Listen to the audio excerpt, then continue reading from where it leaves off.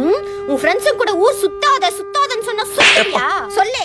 அவனை தம்மா கூப்பிட்டானுங்க. அவன் கூப்பிட்டா நீ போவியா? போவேன். எது போவியா?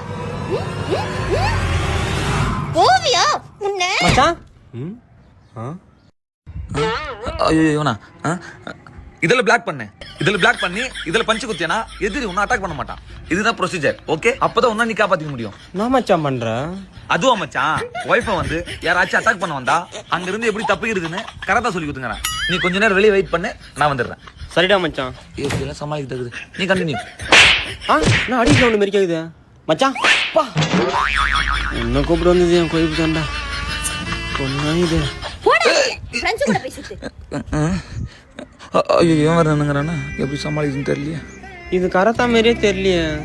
இது கராத்தா இல்ல, கராத்தாவுக்கும் மேல. கல்யாணம் ஆயிடுச்சா? இல்லையே. ஆனா தெரியும், வா போலாம்.